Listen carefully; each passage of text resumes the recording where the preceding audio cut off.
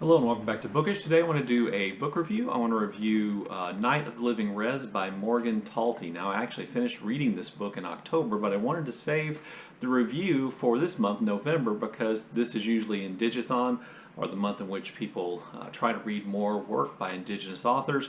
This year it's been renamed Skoden, so I wanted to do the review for that because the author of Night of the Living Res, the book I want to review today, is Morgan Talty, who is a member of the Penobscot Indian nation.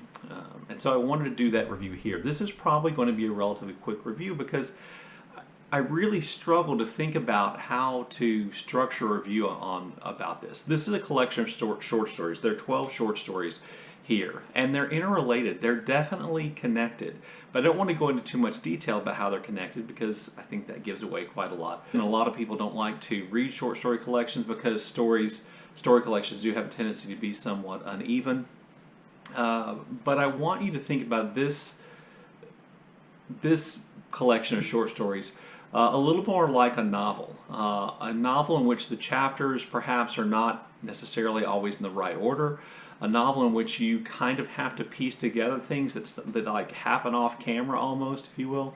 And think about it that way, because one of the more remarkable things I think about the book is how it all kind of fits together when you come to the end. And this is kind of made even more remarkable by the fact that 10 of the 12 stories were published independently in independent journals and magazines and things like that.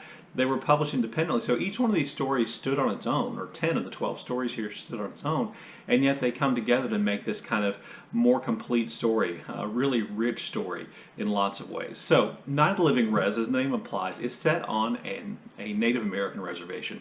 I assume in Maine, which is, I believe, where Mr. Talty is from.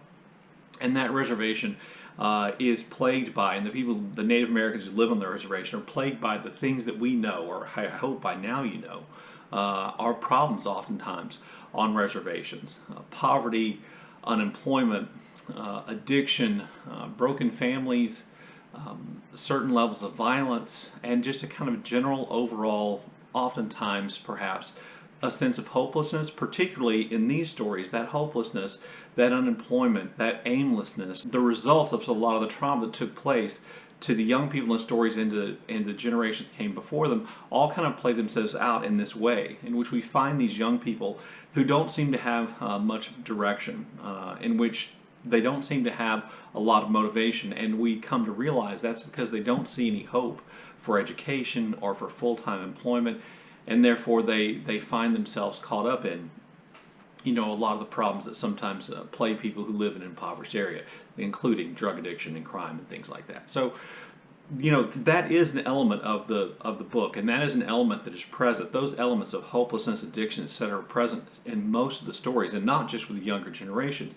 But what kind of emerges from all this is that there are threads that bind the stories together and the characters of the stories together in ways which kind of are subtle but become more and more clear the more the stories you read. Threads having to do with Native American traditions. Threads having to do with the strength of families. Threads having to do with, one generation, an older generation looking out for and trying to create some kind of a future for younger generations in their own way, paying respect to traditions and their elders in certain ways, even as they are, oftentimes involved in things which are incredibly self-destructive. So the stories follow two separate timelines. So you have two different groups of stories following two separate timelines. One follows a boy, essentially named David, who we see go from childhood to, let's say, early teens, and another following a character who's only known in the stories as D-E-E, who we catch from kind of teens to early adulthood.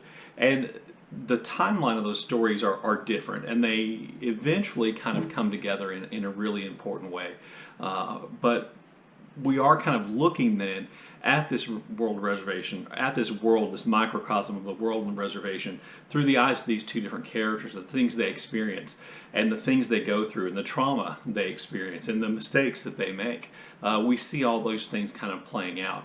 And I think that the stories themselves are somewhat remarkable. In addition, another thing I think is really great about this collection of stories is the sense of place that we get. By the time you finish the last story, you probably have, at least in your mind, or I did, an idea of the geography, the places that are described, because they come up over and over again, various people's homes and houses and places in the woods or the forest where the boys that go play or where the young men go to drink and do drugs, the various kind of facilities that are there for the benefit or to help the Native American population, even though they're oftentimes really ineffective. You kind of get a sense of the geography. There's this tremendous sense of place.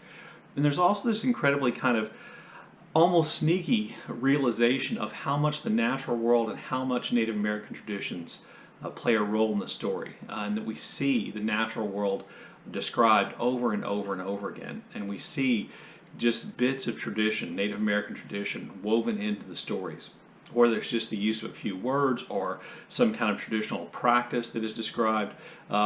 Just all these things really enrich the stories in all kinds of ways, which I think are really important.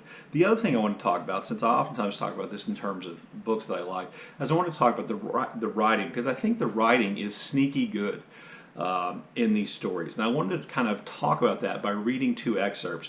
These two excerpts are really similar in the sense that I think, if I remember, in both of them we see characters riding in a car or driving a car and describing what's taking place. But there is variety in the way in which Talty writes, which I think which I think is gives insight into the emotion, the ideas of the characters. So I just wanted to read you those two passages, and I won't name the stories they're from, but just to read those two passages. So this is the first passage. By the way, both these passages come from the very beginnings of these stories. So passage 1. The Crisis Stabilization Unit is 30 minutes away from the reservation. To get to the unit, I pass McDonald's and a thrift store before I take the highway for most of the drive. Exit ramp, red light, always a red light. I have to turn left, so I always have to wait. Then I turn, drive straight, school zone, drive slow. I cross a black and blue tagged bridge before cutting through a brick city, one-way roads. Then some trees, more trees. The unit is coming up, right turn. The unit is down a bumpy and cracked side road away from the busy part of town. Against the woods, sharp pine trees clutter and lean into each other, and cardinals and finches flutter and jet from tree to tree.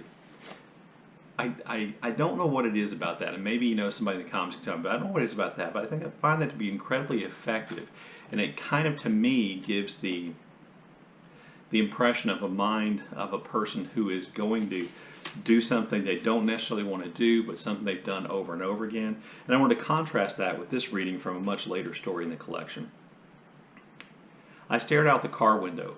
Weeds and cattails tangled in the pond. Dead sticks and large debris blown from a storm crawled out of the water, reaching at us as we puttered by and up the steep hill and past the few abandoned houses on the res. At the top of the hill, Mom took the long way home. We drove on Wabanaki Lane toward the busy section of the res, the small health clinic, the community building with its yellow stained walls from cigarette smoke, the tribal offices tucked behind thick pine trees, the tan brick school, and the football field where red tents covered part of the green grass and the sacred fire burned in the corner. I think the variance in that writing, the kind of excellence of both styles, just gives you some idea of the power of Talty's writing. Like I said, it's pretty sneaky, but I think it's incredibly effective.